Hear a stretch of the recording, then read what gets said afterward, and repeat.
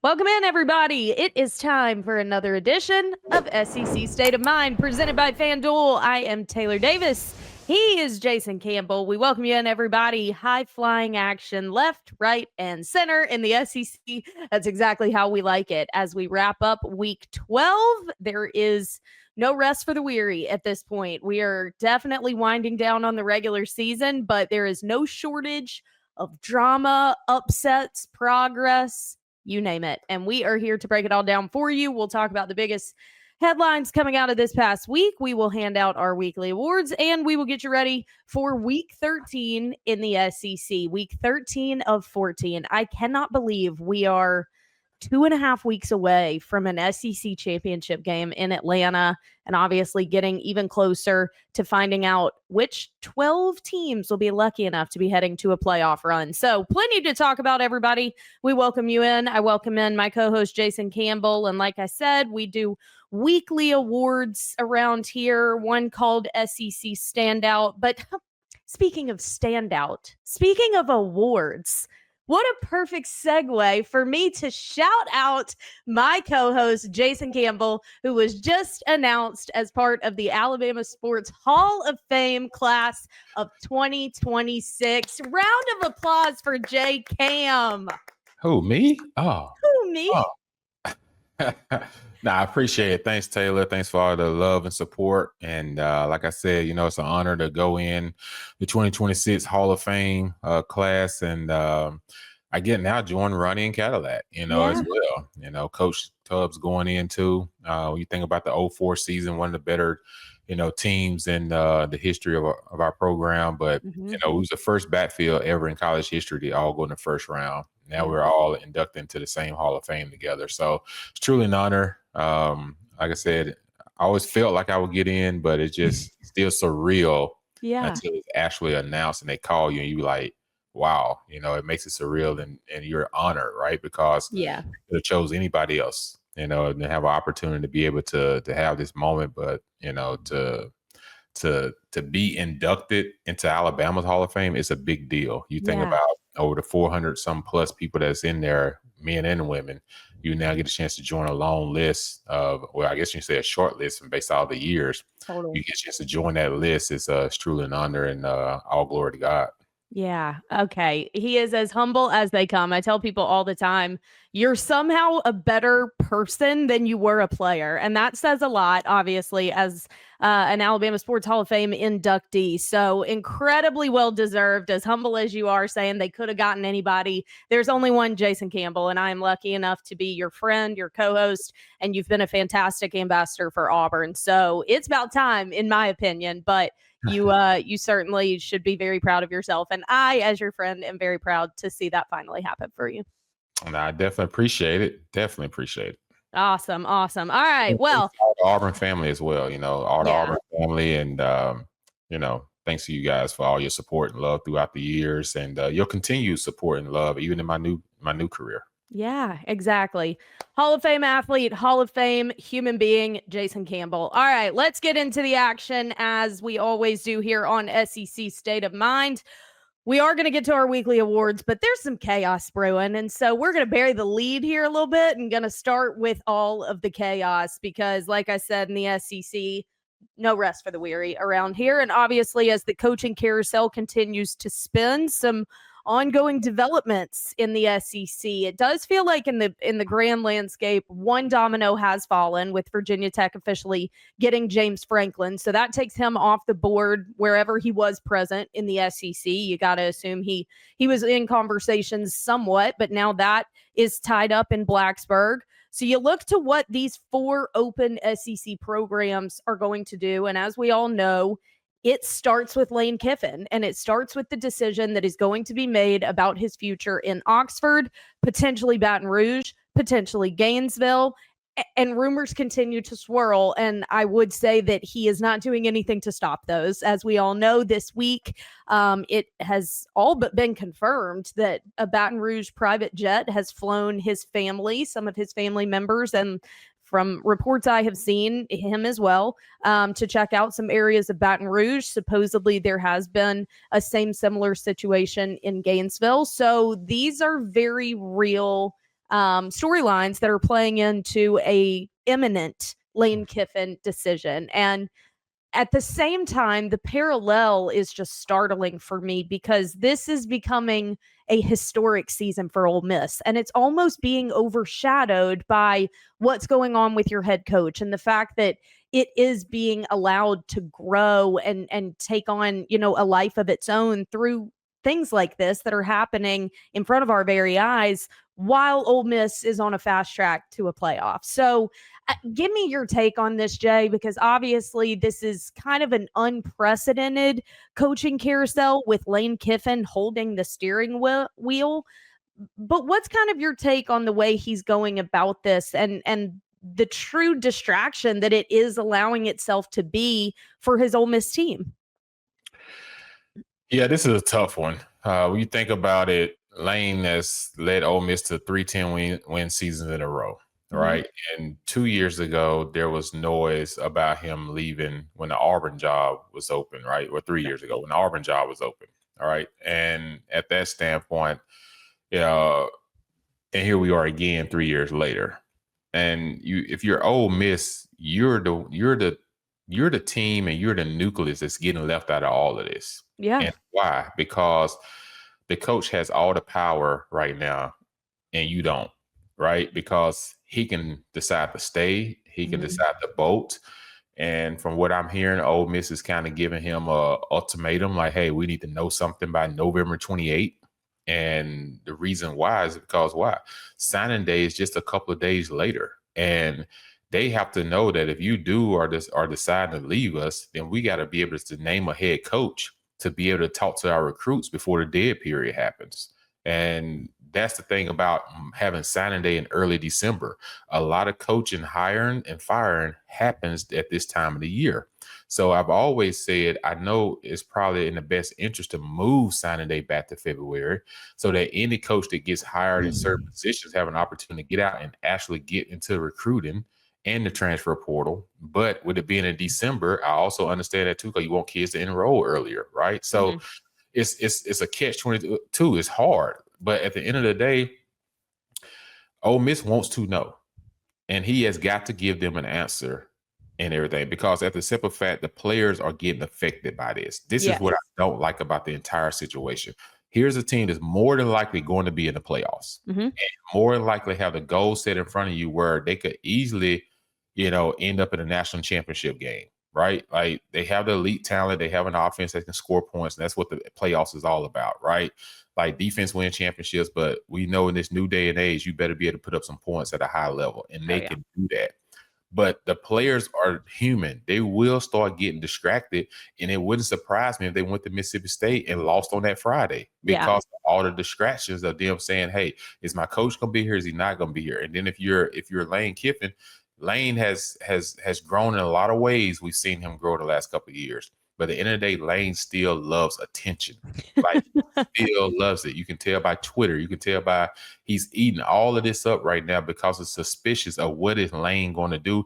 It's to talk college football and everything. So there's pressure on the players to say, well, if we do make the playoffs and he has to make a decision by our last game, what if he says he's out? Now we're going into the playoffs with our play caller and our leader as our head coach. So now what was all the hard workouts for in the summertime? What was all the playing hard each game to try to get in the playoffs? If we're gonna get here and we're gonna lose. It's the same situation that happened when he was at Alabama. He was the offensive coordinator, and they get to the national championship game. He had already bolted for another job.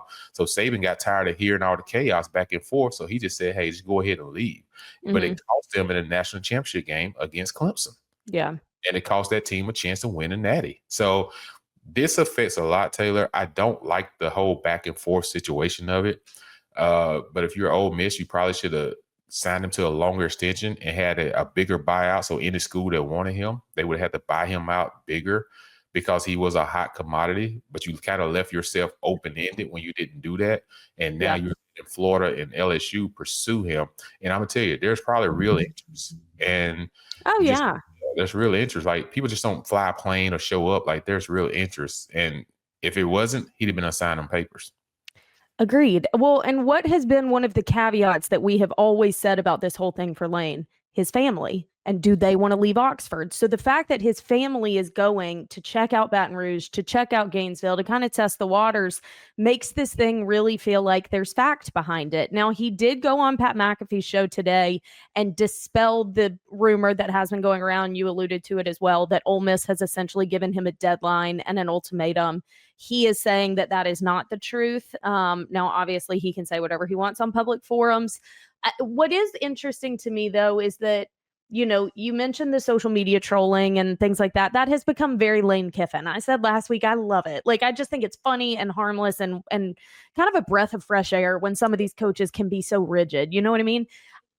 I am inclined to believe that stuff like that almost makes me think he's staying, because I do almost think, why would a coach allow this much like tension and chaos around a program that he really has built to this point and he really does care about? Like, I think if he's about to leave, it's not going to be with middle fingers in the air. It's not going to be with like, I genuinely think he's grateful for his time at Ole Miss. He's grateful for the backing the administration has given him and what he has established there, players that are still there and players that have gone on. So I don't really think that all of this drama confirms that he's leaving. I actually think it's very Lane to play into all of this, knowing good and well they're about to announce next week during Egg Bowl week that he's staying, and it's going to be one of the biggest splashes and a lot of hype around Ole Miss. But every time that I think that that's what he's about to do, there's some other element that comes into play. And I do have a bit of a conspiracy that may send Ole Miss fans into a spiral, and I don't mean to. But can you humor me for a second, Jay? And then I'm going to get your take. Okay. The facts around this coaching situation for Lane have been the same for weeks. The truth that you've got Ole Miss going in a direction that you've been working for 6 years. You are proving that you can do it at Ole Miss, which has been a question. You've got an administration about to give you keys to whatever you want. But LSU and Florida are sitting there basically saying, name your number. Like, you can have all the Raising Cane's that you want. Like, we're about to give you what you want. All of these facts have been the case for weeks. So dragging it out, stalling, he's outside in the parking lot making inconspicuous phone calls during practice, yada, yada. What if there is at all a rumbling that no one on the front knows, the Jimmy Sextons of the world are involved in this, that maybe there is one more SEC program that could potentially get into this conversation that isn't out right now. And maybe everyone's going, well, if he's not going to leave for LSU and he's not going to leave for Florida, like, he's not leaving Oxford. But what if a certain job in Tuscaloosa becomes available and Lane is sitting there knowing this isn't as close as LSU and Florida are, as much as Ole Miss is willing to give me, I could potentially head to Bama and get my redemption and close that chapter and become the undisputed leader of this thing. Get a go at Kirby, get a go at Sark. Like, who's to say that that is an impossibility? I just want to present the conversation. Taylor Davis. What? I cannot believe you. You know good and well, that Lane Kiffin is not following Saban's tracks. But he's not following Saban. He's following DeBoer. I think when Saban left, the conversation around Lane, around Dabo, around anyone of Saban's disciples made no sense, because you are the beginning of your tenure at Alabama is solely going to be about what did you do in the aftermath of Saban. That is no longer the conversation. DeBoer played that role. So now you just get to go be Lane at Alabama. Well, this last week is going to tell a lot, right? So when you think about it as a whole, for that to happen, DeBoer would probably take the Penn State job. That's my point. Penn State job is open, still open. And if there's noise that that's ruffling feathers too much down there, he'll say, you know what? I can't deal with this. I've tried my best. I'm gonna go ahead and secure my spot at Penn State. Take me and my family. We're out. Yep. At that point in time, now that job comes open, but that job doesn't come open. It's not going to be quick enough for him because they play Auburn that Saturday. That Sunday, no dead period starts that Monday, right? So you can't talk to recruits anymore. So Alabama's not going to be able to make that decision fast enough to fire DeBoer, or DeBoer say, hey, I'm out. I'm going to Penn State. So at some point, it does come down between LSU, Ole Miss, and Florida. And the thing I think that concerns with Lane is you never break up with a person without already gradually getting there, right? So Taylor, all the boyfriends you done broke up with, right? Yeah. Like, you just kicked them to the curb. Right, you kicked them to the curb, right? You just all of a sudden just wake up and say, I would kick them to the curb that day. No. It's you a build up, get to your breaking point. I see. Yeah, so it's a build up. So Lane is looking at it like, okay, I've been here however many years he's been there. Yeah. Shambliss came in this year, had an outstanding year. No one saw that coming, right? And all of a sudden, this is his last year. And he starts to look like, okay, my quarterback's graduated. Of course, I got Austin Simmons, but I've kind of ruffled some feathers with him because I didn't start him again. I rode with Shambliss. So is Austin going to stay or not stay? Right. But I know at these other places, this is what I got. And when Ole Miss play games that are not big games, it's hard for them to sell out the crowds, right? Yeah. You've heard him fuss and complain before about, hey, we need everyone to show up. We need to pack this thing out, because they almost lost to Washington State early in the year because the atmosphere wasn't there, because it wasn't a big game. Yeah. Those things play a factor. That's why I always say, like, man, show up for every game. If you're a fan base, that's why you appreciate Auburn, right? Even though we hadn't had a winning season the last 4+ years, like, these fans have showed up each and every week and sold out crowds. Right. And they show these kids that regardless of what, we're still behind you. So imagine when Auburn starts back winning, what that fan base is really going to be like, because you can't say they wasn't riding with me when we wasn't on top. Like, they've been riding. At Ole Miss, it's a little bit different. They choose the games to show up at. And I think deep down that bothers the coach sometimes in that standpoint. And so I just think there's a lot here to be taken. Yep. I just feel like Ole Miss is in a tough situation because they have zero power in this situation. Yep. And it will affect your transfer portal. It would affect your kids on the roster. It will affect recruiting. So it's almost like if Lane bolts, it's regardless if he waved bye-bye or hugging people or tears in his eyes, it's going to screw the program, period. Wow. Like, it just is. It doesn't matter how you leave, it's still going to screw the program. I know. Because then, let's say Ole Miss opens. Who are they targeting? Like, I keep thinking I've gotten all of this figured out, who's going where. It's like that meme of the guy that's like losing his mind on the chalkboard trying to draw all the lines together. But the potential that more of these could open, the reality that more are going to, because some of these, if Eli Drinkwitz goes to Florida or Penn State or Auburn, Missouri's open. Who does Missouri target? Like, this is only halfway there, which is crazy. But so I don't see a world in which, how does Ole Miss make a playoff and Lane doesn't coach them through it? That to me is where I thought. I don't like as a player, because as a player, like, you told me to buy in, right? So I'm buying into the program and I'm trying to go help us win a championship. But then when we get to the opportunity to buy in, we're in the playoffs. Your deuces out. Yes. Because of why? Business.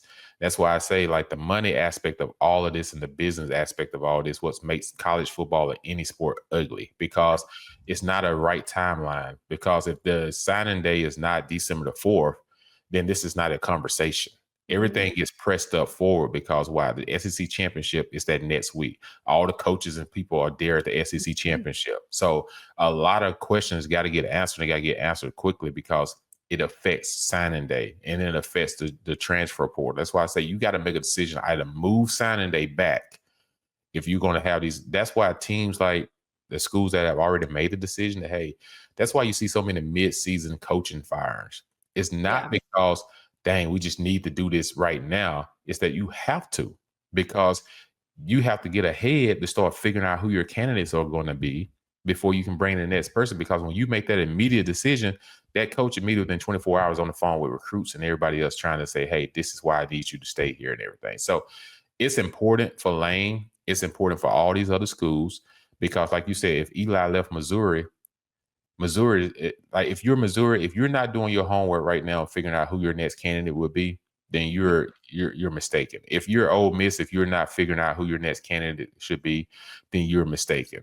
So all these schools, if you're Tulane and you're not figuring out who your next coach should be, you're mistaken. If you're South Florida with, I said Pete Goldfish, not Pete Goldfish, Alex Goldish, but with Alex Goldish down there, you better be figuring out your next move because this guy is a hot commodity as well. So I'm always going to have in my back pocket my go-to person if this person votes because we got to move quickly.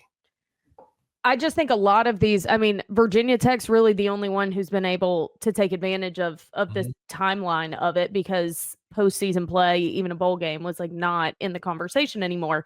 Well, for a lot of these top candidates, that's not the case. And so asking a Lane Kiffin to announce a decision when it's very uncharted waters right now. And I think it's going to be really interesting, the timeline element of it. We're going to transition here to week 13, but as it sits right now, J-Cam, November 18th, if you had to put in your guess right now, where is Lane Kiffin coaching in 2026? Dang.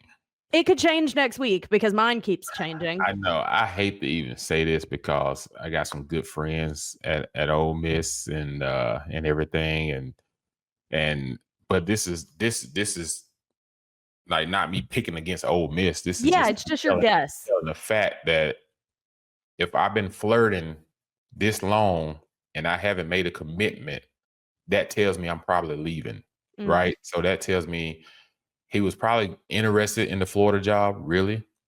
But I think the LSU job has become more intriguing to him. And I think he's probably going to end up at LSU. It is going to be so wild. We will all sit back and watch as it unfolds. And Ole Miss fans, I got one more. Go. If you're Mississippi State, you might want to be looking as a second candidate because Jeff Lebby could end up back at Oklahoma State. You guys, it's so crazy. I have never been tested more as a reporter in my entire career than I have this year. It is just truly head on a swivel and just news coming at you left and right. It's also way harder to garner which reports are true. There's so much fake stuff out there now and spoof accounts and message boards that are fake and AI photos. And so it's really hard to kind of really gather enough evidence to support a true fact. But the truth of the matter is Lane Kiffin has a lot of chips in his hands and it is making things very messy. And the only thing that I don't love about it is that Ole Miss's season and success is being overshadowed. I do hate that. But and he's getting $9.5 million this year, right? 10 or it's 10, something like that. So Florida's already offered 13.5. So what do you think LSU is at? So LSU is probably at 14. Yeah. You know, 14, 15. So that means that Ole Miss will have to say, we're going to commit another $4 to $5 million per year after you just gave him a $2 million increase. What was that, last year or 18 months ago? Now you got to jump and give him a $4 to $5 million increase because that's the only way you're going to keep him. Just insane. It really is. And Ole Miss fans that felt their head explode when I brought up the Tuscaloosa thing, I do apologize. But let's just throw another chaos scenario in the mix because, I mean, factually, and it's not even just would they fire him, because I certainly do not see a world in which you would do that. Like Kalen DeBoer is still been very successful in the wake of the greatest of all time, lest we not forget. But how do we know that he's happy there? How do we know that he likes this situation as opposed to a Penn State, for example, and he would opt to take that next step? I don't know. I mean, in the SEC, we think it's the be all end all, but what if there is a different perception? And fans gonna come for you because Bama fans gonna be like, oh, so you're trying to tell he's gonna leave Bama, but this is what they don't understand is like you don't get to say all the things that dictate your treatment towards a coach and don't think it done hit home sometimes. Exactly. Like this man is, I guarantee, getting death threats after the loss to Oklahoma. It's a different level here. That man has a family. Yeah. He has kids, and the ultimate goal as a father or a husband is protect your family. You know, so if he feels like my kids can't go to school because they're getting chastised every day and everything, my wife can't go to the store because she's getting yelled at or screamed at because of a game that we play, then he may say, ultimately, I may go somewhere else, especially if he lose the Iron Bowl. And he lose the Iron Bowl, they're knocked out the playoffs, they're knocked out the SEC championship. At that point in time, you think it's on 10 now that you lost to Oklahoma, it's going to be 20. Yeah. And at that point in time, he may say, I vote. And guess what? Alabama fans will say, happy to let you move on. That's the thing too. Like, I don't know if Alabama fans would be offended by that because it gets so up and down with him.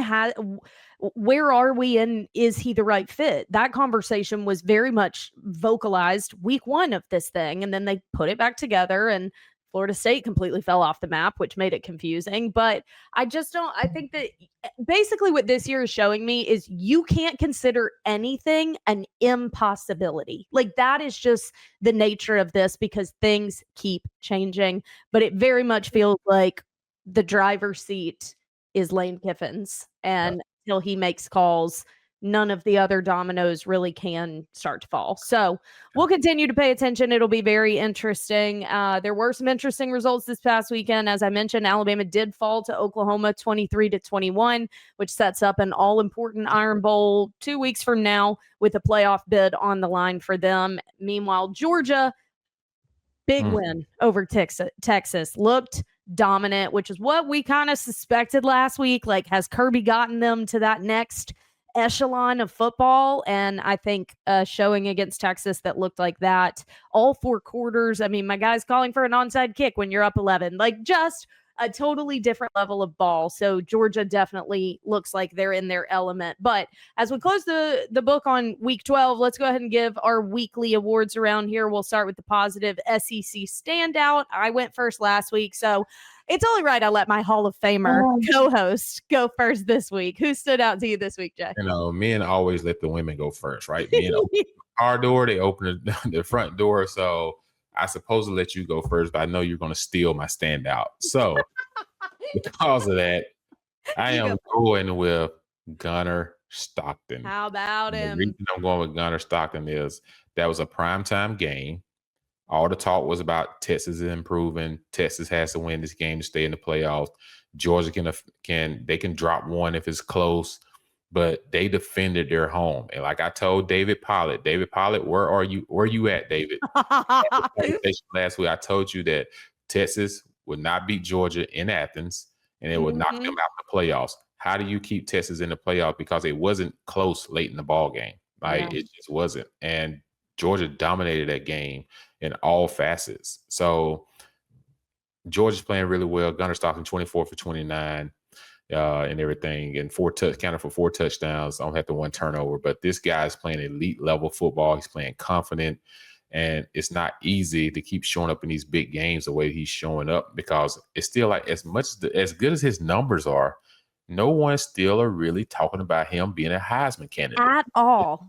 And it's almost like Heisman candidate has become athleticism candidate because, you know, he can run, he can throw, but he doesn't look elite like some of the other guys, as they would say, because he's not 6'4", 6'5".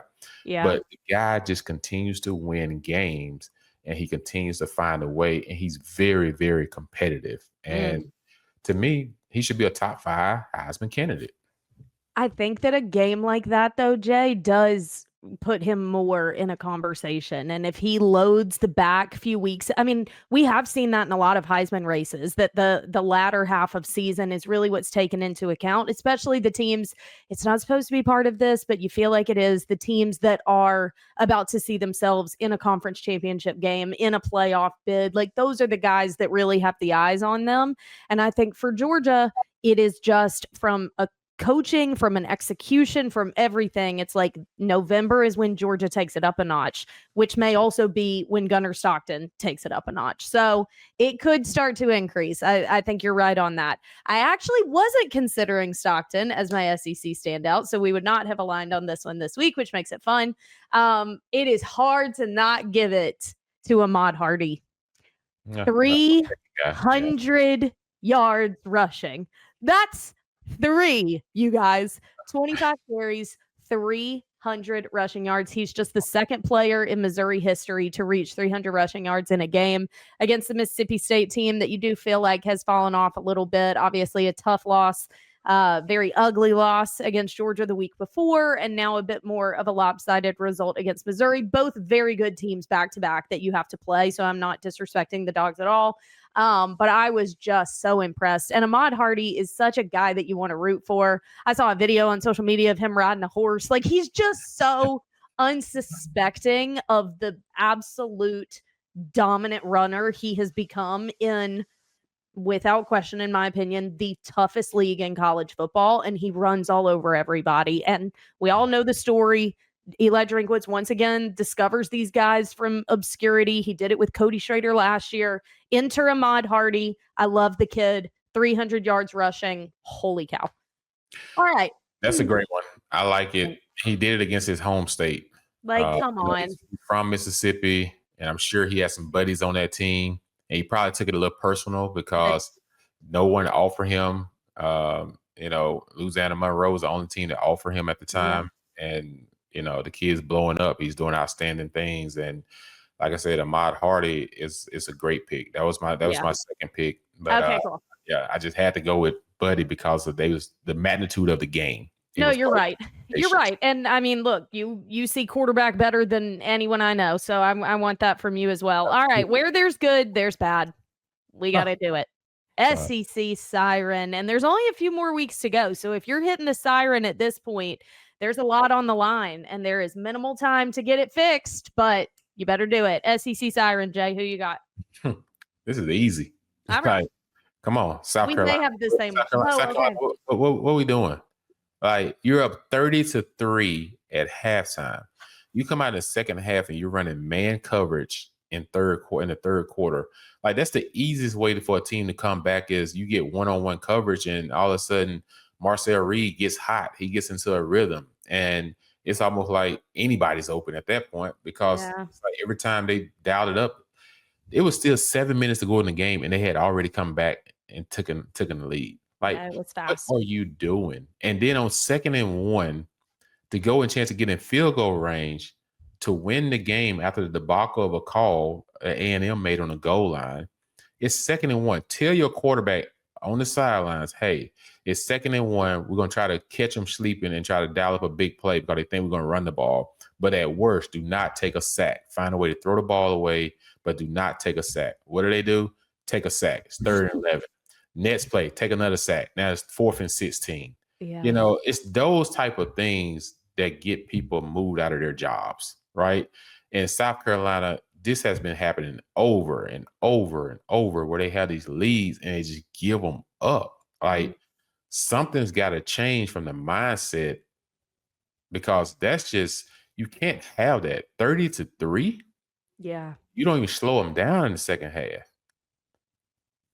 It was sad. I mean, you guys, I have been so adamant about Texas A&M's dominance. And look, I said last week that I thought they were the number 1 team in the nation. And then they go out and do that. And I'm like, thanks a lot, guys.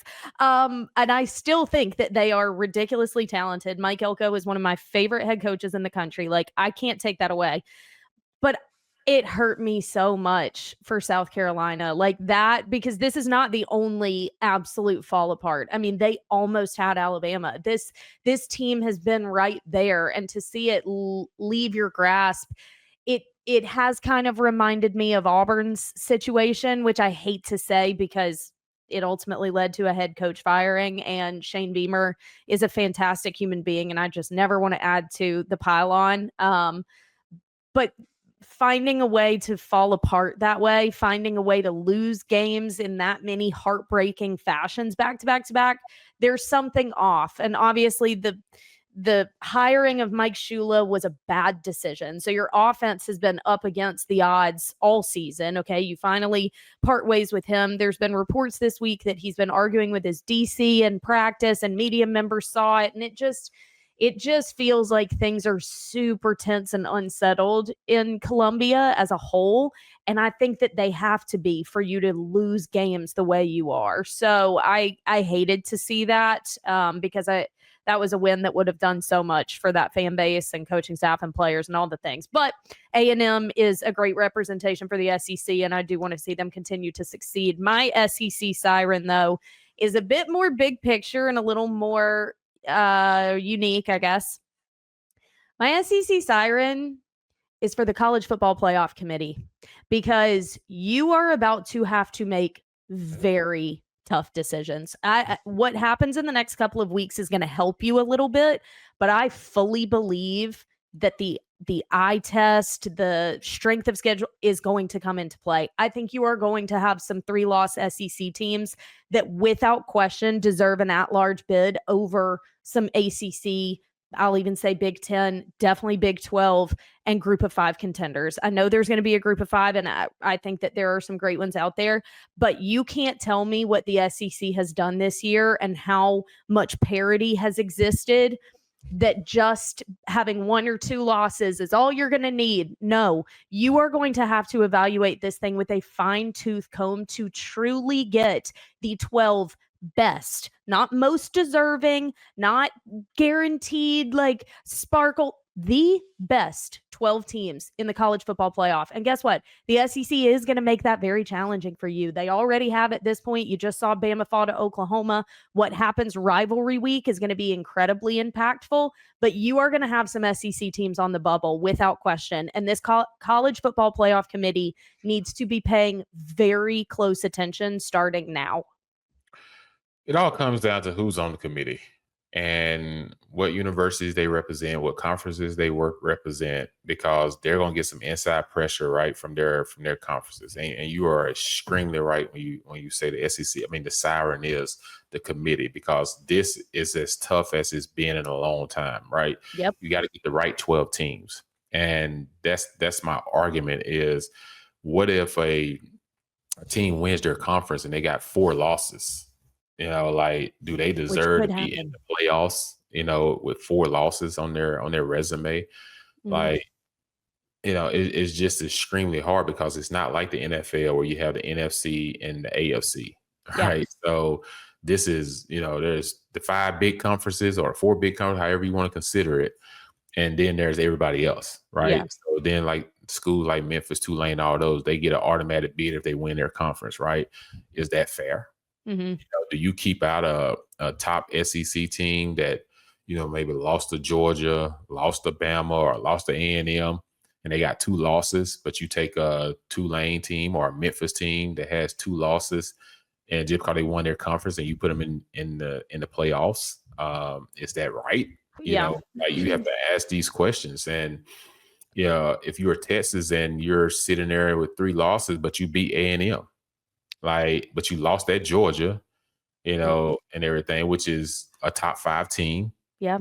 So your schedule says, okay, we played a tough schedule to be in the playoffs, right? You lost at Ohio State, who's the number 1 team right now. And right. You lost 1 score. So I see Texas' argument, but I'm just saying, if Vanderbilt only has 2 losses, if they was to beat Kentucky and beat Tennessee, Vanderbilt deserves the right to go, right? Because they lost at Texas by 3 points in Texas, you know, so that means they deserve the right to go as a 2-loss team before you have to put Texas in there, because they still played a tough schedule too. They lost to Alabama by a 1-score game. Yeah. Well, you know, getting a late touchdown, but it would have been a 1-score game. So all these things have to come in effect, and you have to start like understanding it from as a whole. And we saw a year ago, they put some teams in there, and once the playoffs got there, it showed that they did not belong in the same league. And a lot of people was upset, because people are watching these games. There's millions of folks watching the game. They don't want to see blowouts in the playoffs. No. People work hard this whole year, and it shouldn't be blowouts in the playoffs. No. If you choose based off the eye test and you do your homework, you can get the 12 right teams that deserve to be in there. There's always going to be 2 teams that's like, dang it, we should have been in there. But it's going to come down to maybe a tiebreaker. And that's where we're going to be at. And the question is, if A&M, if they beat Texas, okay, they're undefeated, right? So they play. So in the SEC championship game for them, they're playing for the number 1 seed, trying to get the overall seed. Yes. If you're Alabama, you got to come to Jordan-Hare and play an Auburn team. And Auburn beats Mercer. Auburn's trying to get to a bowl game, and they're trying to keep you out the playoffs. So what happens with Alabama if they lose to Auburn and Jordan-Hare? They're out. Yeah, exactly. You're out. But then their argument going to be, well, we lost to Oklahoma, who's probably in the playoffs. And they lost to Florida State. That comes back to hurt them. So would have lost to Auburn, like an unranked Auburn team beating you to close the year. So teams, yep. But yeah, I think the Vanderbilt argument is going to come into play because they're not going to end up in a conference championship. And so those two losses, especially if Alabama falls out, then that loss to Alabama, is it respected as much, even though Alabama was at the top at the time that they played. The Texas loss was very close. What they do against Tennessee will still be taken into consideration as long as Tennessee stays in the top 25. So the committee is going to get help these next few weeks. Don't get me wrong. But there's also a case in which things get even more clouded. Like you said, if Texas somehow pulls off an upset over Texas A&M, or if Auburn pulls off an upset against Alabama, or Georgia Tech plays Georgia at the end of the year. And as much as I think Georgia is riding hot right now, and Georgia Tech almost lost to Boston College, not sure how that happens. Rivalry week is weird, y'all. Mississippi State could pull something off in the Egg Bowl against Ole Miss with all the noise around them. So the committee has to have such a plan of attack with this thing. I don't envy their job by any means, but it is your job, and you got to do your due diligence and avoid all of the potential optics of what, 6 or 7 SEC teams being in the conversation does to your credibility. Yeah. Put the 12 best teams in there and let's freaking duke it out. So, right, don't make it a popularity contest. Yeah, I'm not. A lot of people get in trouble when they try to put popular. Sometimes you try to make the popular higher if you're a school, right? Mm-hmm. Sometimes you got to go with your gut. And you may hit on a Dan Lannon type guy that got his opportunity as a head coach, and all of a sudden he just hit good. Like, you just have to go with your gut sometimes. You can't go always with the most popular pick because it may not be the most popular fit. You're right. So that's my Siren, but very exciting weeks ahead in the SEC as we look ahead to week 13. A few games we'll get you quickly previewed for and prepped for, along with the odds and lines from our friends and sponsors over at FanDuel. We will start out with Missouri, Oklahoma. The Sooners coming off that big win over Alabama. What you got for this one, Jay? Yeah, this game in Missouri, there's talk of Bo Bravula may be coming back off that injury to play in this game. If he does, that changes things drastically now. It really does. I like Oklahoma as the 7.5-point favorite, over under 42.5. Missouri can run the ball. Oklahoma is typically pretty good against the run. They didn't even have R. Mason Jr. this past week, and they still found a way to win. But that guy that was, what was his name? 44. Yeah, I know his last name ends in EIN. I can see it on the back of his jersey, but I mean, he was all over the place.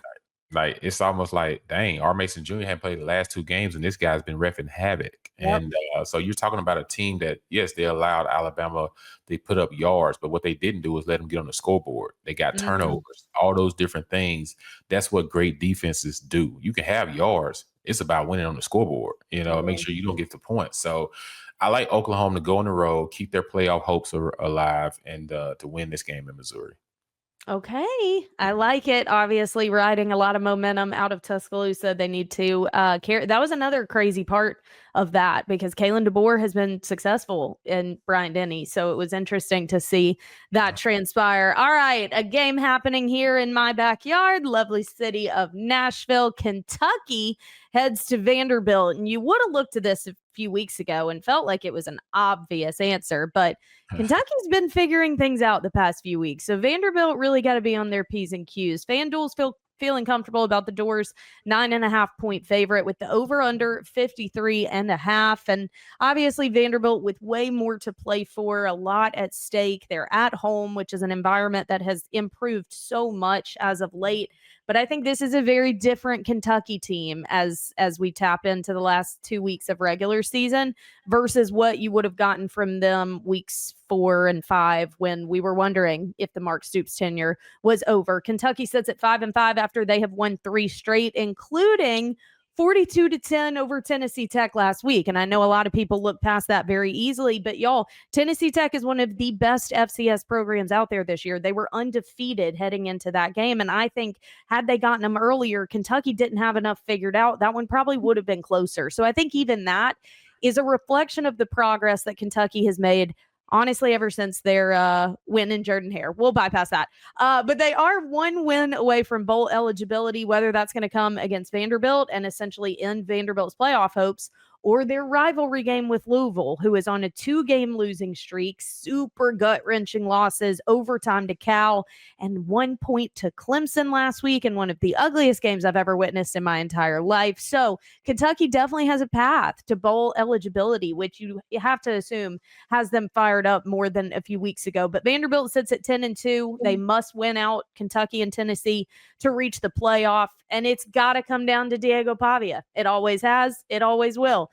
He's got a 70% completion rate, 8.9 yards per attempt, over 2,400 passing yards, 28 total touchdowns. And oh yeah, he's run 117 times for 613 yards.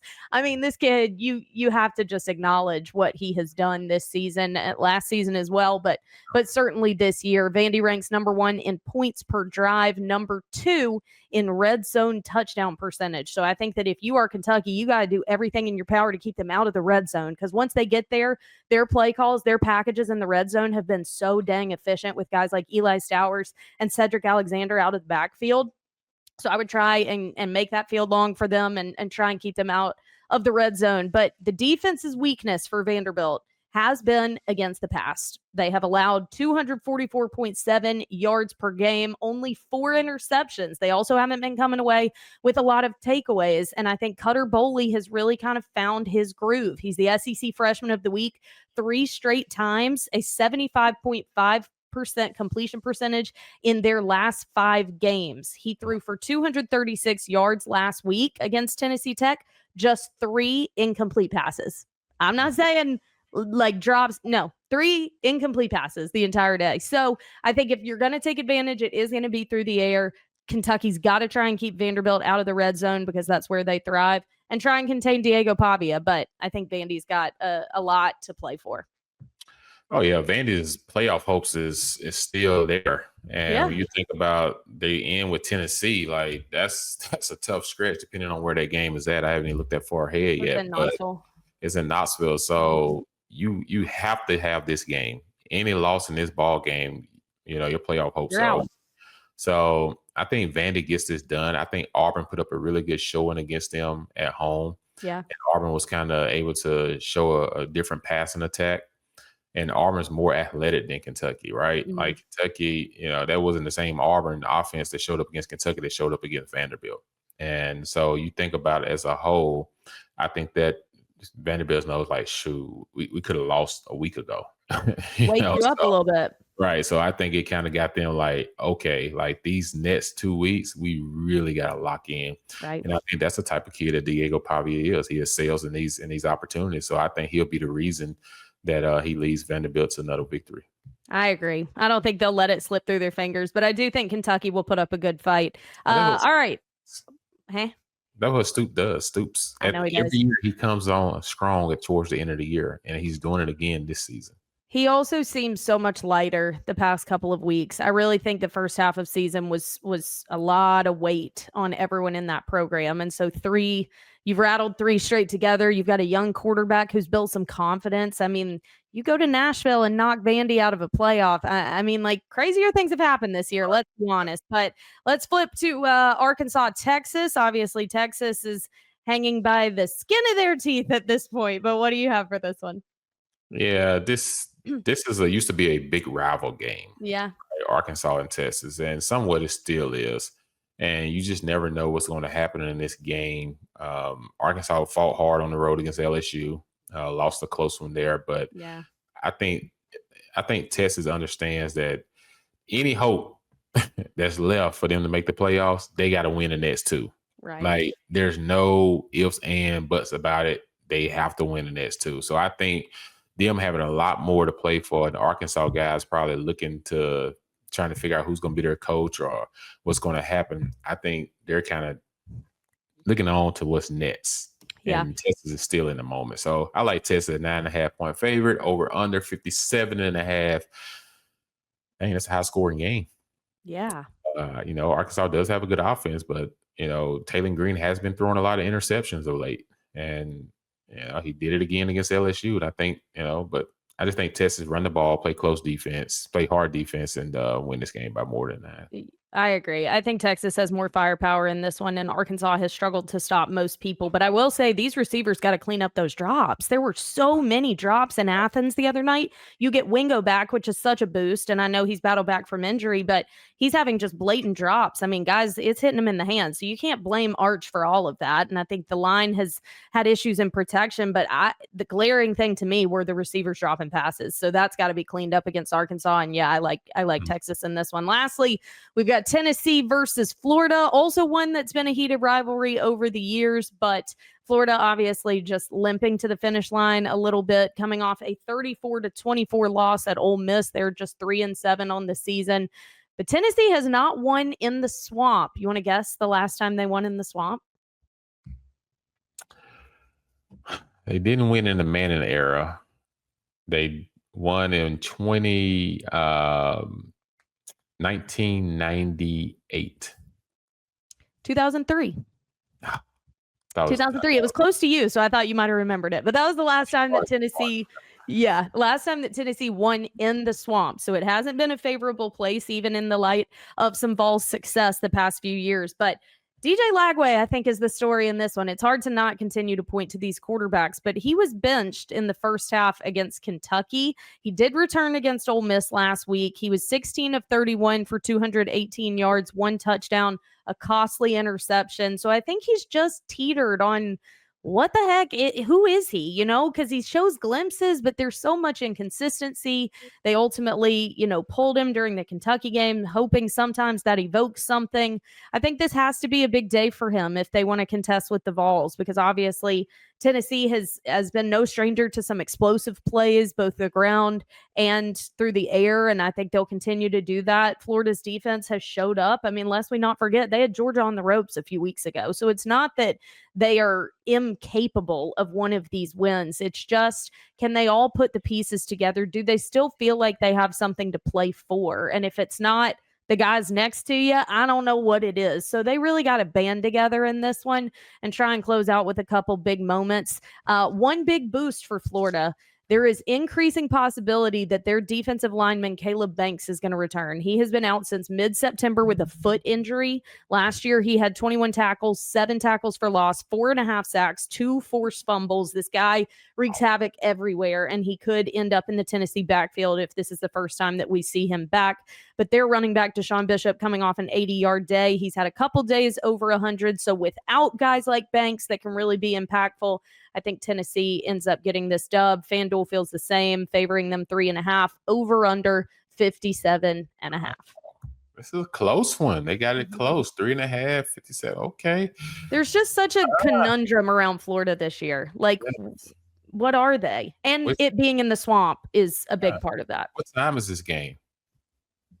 That's the big picture for me, because if this game is a late afternoon game, it gets dark, rival games, like, the kids have to understand you still have a lot to play for at this moment, because you are updating your resume. You don't know what coach is coming in there to be your head coach. And 6:30 ABC game. Yep. So 6:30 ABC game. So that game is going to be rocking and rolling, because kids going to be on national TV. And like I said, you're updating your resume, and you still got a lot to play for, because you're playing for the name on the back of that jersey as well, right? You represent your family. But when that new coach comes in, he's going to put that tape on, and he's going to say, hey, do I like what I see? Do I want to keep this guy, or do I want to bring some people with me to replace this guy? So it's not as, we just check out, we get ready for next season. No, you have to go out there and put some good stuff on tape. So I like the upset. I'm going with Florida in this game. In the Swamp. I love it. I'm gonna reverse it. I'm gonna put Florida at 3.5. 3.5. I don't hate that. Yeah. I don't hate that. There is just some places, there's just a weird voodoo. And the fact that Tennessee hasn't won there since 2003, and this is a night game. And I agree with you about the guys got to show something to whoever's about to come into this place, because you got to essentially be earning your spot if you want to stay. And a guy like DJ Lagway has been very outspoken about the fact that he is a Gator. And you can read into all of these player comments however you want, but I am inclined to believe when he's saying that. And if there is a possibility that a guy like Lane Kiffin is headed to Gainesville, this guy wants to be a contender to keep his spot. So these players have a lot to showcase, but Tennessee still wants to close out with a special season. And so losing to Florida, and then you've got Vandy for rivalry week on the cusp of a playoff. Tough test for the Vols to close out season as well. But it sets up for an exciting week 13. Oh, it's 13. Weird things can happen, everyone. So make sure you keep it locked here on SEC State of Mind. We'll bring you all of the action and breakdown next week. It will probably be a lot for our Auburn and Alabama fans next week as we preview an all-important Iron Bowl. The Tigers hosting Mercer this week. Obviously, Jay will be on the call for Auburn Sports Radio Network. I will be on the call for Louisville at SMU, an all-important game in the ACC race, which is super confusing and changing every week.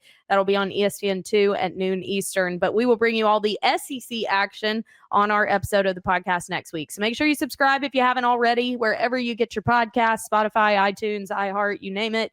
And video method on YouTube. You can subscribe there as well. Give us a thumbs up. Give us a comment. Congratulations to my guy, Jay Cam. Y'all hit him up in the comments.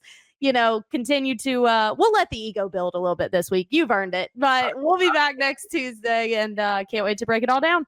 I just want to hear their thoughts on all this chaos in college football, and anything they want us to touch on, put it in the comments. And next time we're on air, we can see if we can cover some of those. So we like your input, fans, and everything. And like I said, we're getting geared up for Thanksgiving week, so that means tell us your favorite food, your favorite dessert. And I just got one question for Taylor Davis. Oh, what? Is cookie a snack or dessert? Literally, where do you get these things? And we've had this conversation. A cookie is a dessert. Cookie is not a snack. Well, you think it's a snack. Right. We'll discuss all of this Thanksgiving week, people. We will. Until then, peace out.